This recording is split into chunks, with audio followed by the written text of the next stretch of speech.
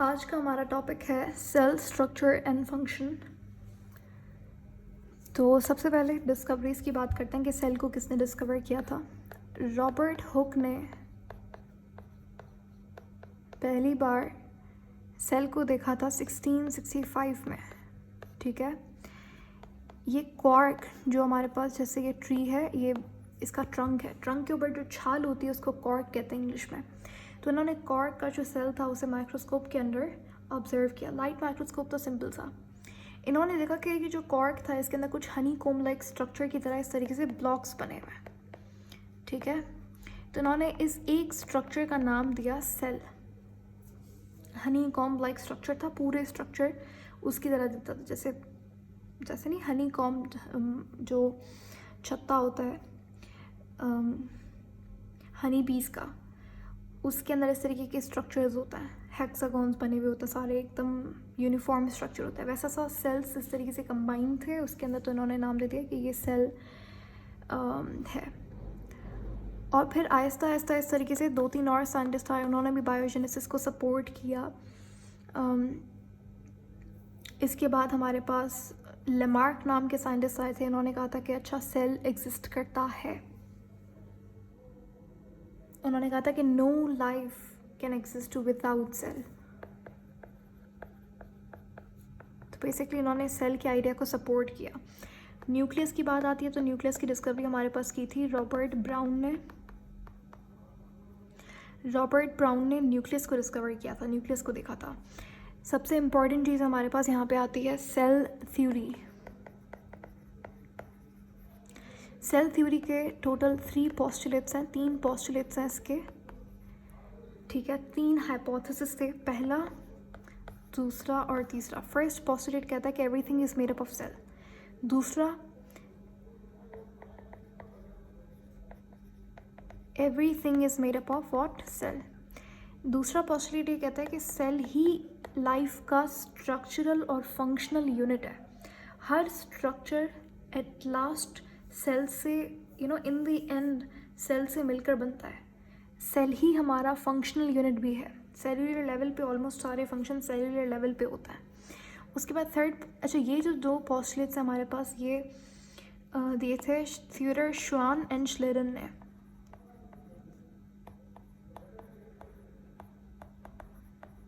श्वान जो थे वो एक जूलॉजिस्ट थे और श्लेडन हमारे पास एक बॉटनिस्ट थे।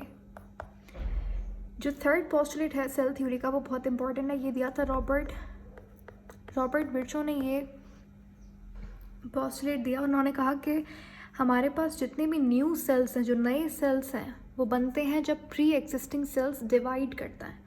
तो every new cell arise from pre existing cells, ऐसा कहा था रॉबर्ट विर्चो ने। उसके बाद हमारे पास बात आती है कुछ सेल्यूलर टेक्निक्स की, कि किस तरीके से आप सेल को देख सकते हो, सेल के अंदर क्या है, उन कंपोनेंट्स को कैसे आप सेपरेट करेंगे। तो इस तरीके से हमारे पास 2-3 टेक्निक्स हैं जो आपको पढ़नी होंगी। इंपॉर्टेंट पॉइंट्स ही डिस्कस करेंगे हम लोग जो आपको एग्जाम के हवाले से इम्पॉर्टेंट हो। पहली बात आती है cell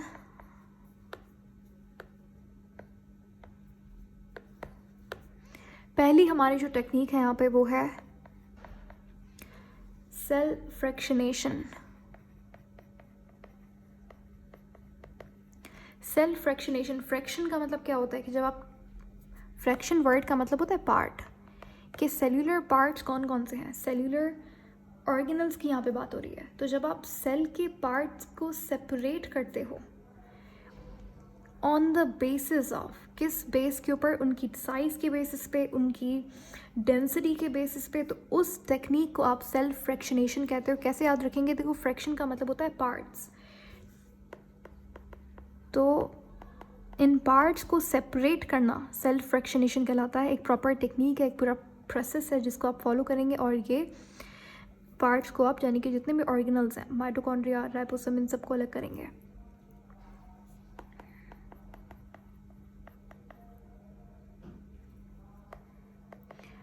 on the basis of, किस बेसिस के ऊपर? साइज़ के बेस पे और डेंसिटी के बेस पे। जिसकी साइज़ छोटी है वो चीज़ें क्या होंगी, ऊपर आ जाएंगी, जो भी फ्लूइड हम लोग मीडियम लेंगे उसके, और जिसका जो मास है, जो डेंसिटी है वो ज़्यादा होगी, साइज़ बड़ा है, वो सारे कंपोनेंट्स क्या हो जाएंगे, बॉटम पे आ जाएंगे। ठीक है, तो इसके सेल्फ फ्रैक्शनेशन के हमारे पास 2 स्टेप्स होता है। पहला जो हमारे पास प्रोसेस जो स्टेप होता है वो होता है होमोजेनाइजेशन। होमोजेनाइजेशन के अंदर आप सेल लेते हो, ठीक है। अब क्योंकि ये सेल आपने एक आइसोलेटेड सेल ले लिया, ठीक है, टिश्यू नहीं, आपने सेल लेना है। उस सेल को आप क्या करेंगे, अब हमें अंदर के ऑर्गेनल्स को सेपरेट करना है। तो मेरे पास ये जो प्लाज्मा मेम्ब्रेन है या फिर इसके ऊपर जितने भी प्रोटीन्स हैं, जितने भी ग्रेन्यूल्स वगैरह हैं, उनको मुझे हटाना है, प्लाज्मा मेम्ब्रेन को हटाना है, तभी सेल खुलेगा, साइटोप्लाज्म और सारी चीज़ें अलग होंगी जब मैं सेल की बेसिकली पहले तो इस लेयर को ख़त्म करेंगे। तो होमोजेनाइजेशन का मतलब क्या होता है कि होमो सेम, मीडियम के अंदर जब आप सेल को तोड़ेंगे, बेसिकली आप इसके अंदर क्या करते हैं, सेल की ग्राइंडिंग करते हैं। एक हमारे पास डिवाइस होता है, मशीन होती है, एक इंस्ट्रूमेंट कह सकते हैं, उसको होमोजेनाइज़र कहते हैं। ठीक है, होमोजेनाइज़र नाम की मशीन के अंदर आप सेल को डालेंगे और इस तरीके से उसे ग्राइंड करेंगे। जब सेल को आप ग्राइंड करेंगे तो क्या होगा, जितना भी उस सेल प्लाज्मा मेम्ब्रेन हट जाएगी और एक यूनिफॉर्म मिक्सचर बन जाएगा हमारे पास, जिसके अंदर इस तरीके से यहाँ पे सारे राइबोसोम्स, माइटोकॉन्ड्रिया, सब कुछ अलग अलग हो जाएगा। ठीक है, सारी चीज़ें तहस नहस हो जाएंगी। तो इस प्रोसेस को कहते हैं होमोजेनाइजेशन, जहाँ पे आप एक होमोजेनाइज़र का यूज़ कर रहे होते हैं। ये एक डिवाइस है जिसके अंदर आप ग्राइंडिंग करते हैं सेल की। तो पहला स्टेप क्लियर हो गया। उसके बाद हमारे पास क्या होता है, अब ये जो चीज़ें मेरे पास, ये यूनिफॉर्म मिक्सचर जो मिला है, इस यूनिफॉर्म मिक्सचर में से हमें चीज़ों को क्या करना है, सेपरेट करना है कि राइबोसोम, माइटोकॉन्ड्रिया, ये सब चीज़ें अलग अलग हो जाएं। उसके लिए हमारे पास सेकेंड स्टेप है। सेकेंड स्टेप को कहते हैं सेंट्रीफ्यूगेशन। ठीक है, सेंट्रीफ्यूगेशन के अंदर क्या होता है कि इस एक्चुअल जो हमारा स्टेप है, जो काम होगा, वो सेंट्रीफ्यूगेशन में होगा। यहाँ पर आप क्या करते हैं, एक दोबारा से सेंट्रीफ्यूगेशन प्रोसेस की मदद से, देखो आपने फिजिक्स के अंदर पढ़ा होगा, सेंट्रीपिटल फोर्स होती है और एक सेंट्रीफ्यूगल फोर्स होती है। सेंट्रीफ्यूगल फोर्स क्या करती है, हमेशा बॉडी को बाहर लेके जाने की, जो टूवर्ड द सेंटर होती है वो सेंट्रीपिटल फोर्स होती है, जो अवे फ्रॉम सेंटर होती है वो सेंट्रीफ्यूगल फोर्स होती है। तो जब भी एक ग्राइंडर घूम रहा होता है, यहाँ पे थोड़ी सी फिजिक्स है, जब भी एक ग्राइंडर घूम रहा होता है वो सेंट्रीफ्यूगेशन के प्रिंसिपल के ऊपर काम करता है। जब वो इस तरीके से चीज़ें घूमती हैं सर्कुलर मोशन के अंदर, तो यहाँ पे सेंट्रीफ्यूगल फोर्स इतनी स्ट्रॉन्ग लग रही होती है कि वो चीज़ें आपस में बहुत अच्छे से मिक्स हो जाती हैं। तो सेंट्रीफ्यूगेशन के अंदर हम लोग पहले क्या करते हैं, सेंट्रीफ्यूज़ करते हैं चीज़ों को, और उसके बाद वो जो हमारे पास मिक्सचर बनता है उसे हम लोग सेडिमेंट करने के लिए रख देते हैं। इस तरीके से जो भी सब्सटेंस होता है हमारे पास, वो सारी चीज़ें क्या होती हैं, सेपरेट हो जाती हैं। इस प्रोसेस को आप सेंट्रीफ्यूगेशन कहते हैं। यहाँ पे आपने बेसिकली क्या करते हैं, आप यहाँ पे जो भी आपने मिक्सचर वगैरह लिया उसे सेंट्रीफ्यूगेशन की उसकी, और फिर हमने देखा कि अच्छा थोड़ी देर बाद राइबोसोम्स जो थे, अब ये किसकी बेसिस पे होगा, आपने याद रखना है साइज़ और डेंसिटी की बेसिस पे। जो राइबोसोम सबसे हल्का हमारे पास जो ऑर्गेनल होता है वो राइबोसोम होता है सेल के अंदर, राइबोसोम ऊपर आ गया, और इसके अलावा जितना भी हैवी मेरे पास ऑर्गेनल है, जैसे कि माइटोकॉन्ड्रिया हो गया, अगर प्लांट सेल है तो क्लोरोप्लास्ट हो गया, वो सारा बॉटम पे आ जाएगा। बाकी जो इसी तरीके से लाइसोसोम्स थोड़े से हल्के होते हैं तो यहाँ पे आ गए। सारे के सारे ऑर्गेनल्स हमारे पास साइज़ और डेंसिटी की बुनियाद पे अलग डिफरेंट लेयर्स के अंदर तब्दील हो जाएंगे। सबसे हैवियर वाले हैं वो नीचे चले जाएंगे। ये जो बॉटम पे हमारे पास जितना भी सब्सटेंस आएगा, इसको आप बोलते हैं क्या, इसको आप बोलते हैं पैलेट। पैलेट क्या है, जहाँ पर सबसे हैवियर सब्सटेंसेस आपको मिले बॉटम लाइन के ऊपर, तो उसको पैलेट कहते हैं। उसके बाद यहाँ पे हमारे पास टर्म यूज़ होती है अल्ट्राफ्यूगेशन। Ultra centrifugation.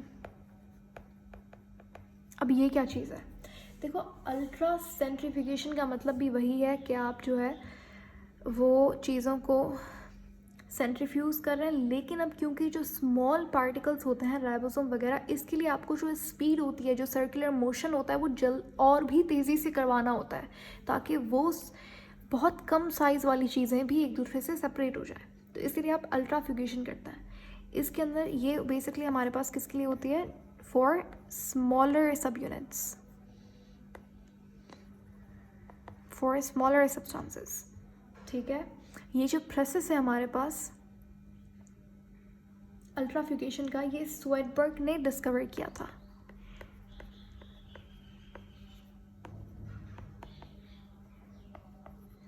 स्वेडबर्ग साइंटिस्ट का नाम भी है। और इसके अलावा आपने देखा होगा जब भी हम लोग बात करते हैं सेडिमेंटेशन की, तो सेडिमेंटेशन के अंदर जो भी साइज़ हमारे पास मिलती है कंपोनेंट्स की, उसको आप, जैसे राइबोसोम की साइज़ होती है 70S, ठीक है, 70S होती है प्रोकैरियोट्स के अंदर। तो आपने देखा होगा ये S क्या होता है, ये स्वेडबर्ग होता है। स्वेडबर्ग क्या है, Svedberg is the non SI unit of sedimentation. तो ये स्वेडबर्ग इन्हीं के नाम से निकला है, स्वेडबर्ग यूनिट। ये एक नॉन SI यूनिट है सेडिमेंटेशन का। तो वो इसी टेक्निक से हमारे पास जो भी कंपोनेंट्स आते हैं उसको आप S स्वेडबर्ग के यूनिट में मेजर करते हैं, उनकी साइज को।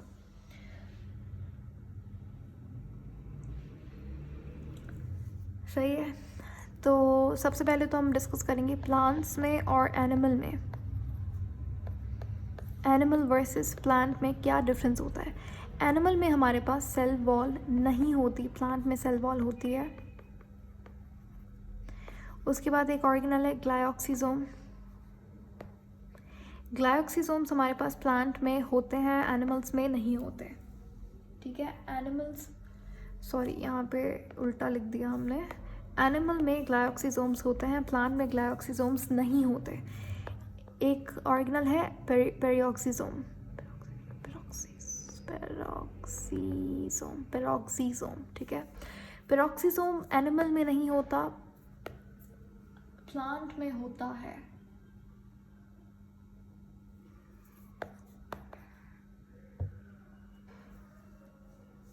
इसी तरीके से हमारे पास जो स्पिंडल फाइबर्स होता है, स्पिंडल फाइबर्स एनिमल में होते हैं, प्लांट में नहीं होते। अब स्पिंडल फाइबर के 3 इस तरीके से टाइप्स होता है।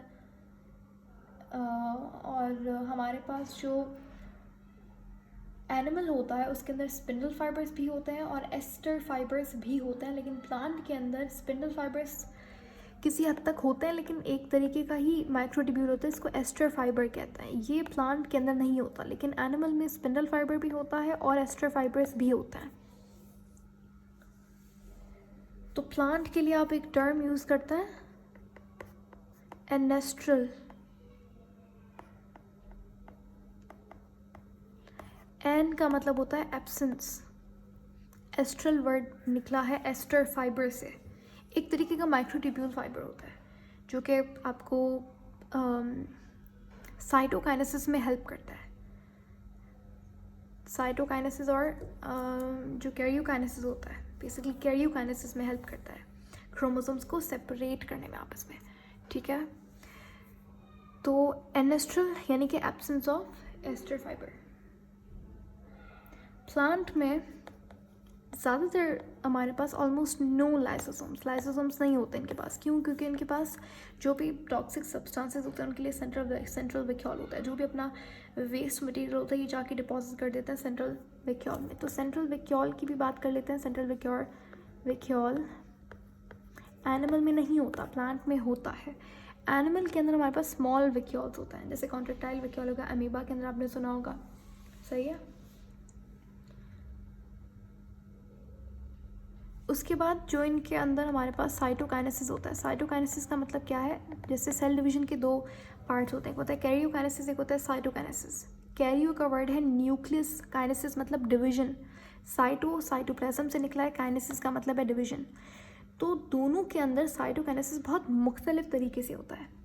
एनिमल्स के अंदर साइटोकाइनेसिस एक इस तरीके से होता है कि जैसे ये हमारे पास सेल है और ये डिवाइड हो रहा है, ये 2 न्यूक्लियस ऑलरेडी बन चुके हैं, तो ये इस मैनर के अंदर जो हमारे पास 2 नए सेल्स बनते हैं, तो साइटोकाइनेसिस जब डिवाइड होते हैं तो इस तरीके से उसके अंदर, ये आप एरोस की डायरेक्शन देख रहे हैं, इस तरीके से सेंट्रीपिटल मैनर, इसके अंदर आप क्या बोलते हैं इसको, टूवर्ड द सेंटर ये अलग होते हैं सेल्स, ठीक है, इसको बोलते हैं सेंट्रीपिटल मैनर के अंदर डिवीजन होती है। लेकिन अगर आप बात करें प्लांट्स की तो यहाँ पर इस तरीके से सेपरेशन हो रही होती है, इसको बोलते हैं सेंट्रीफ्यूगल मैनर के अंदर सेपरेशन होती है।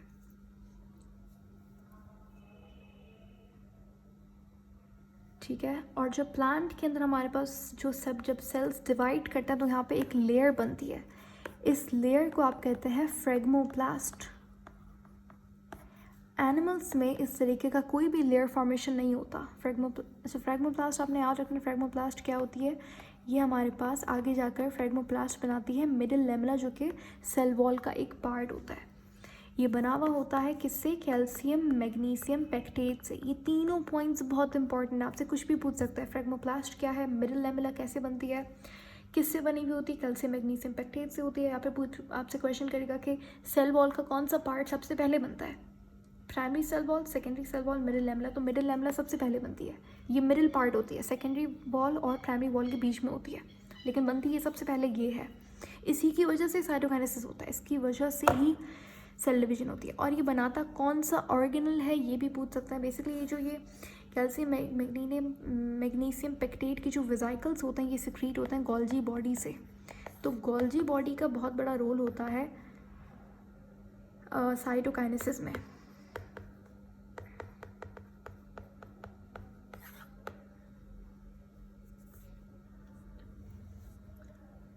सही है।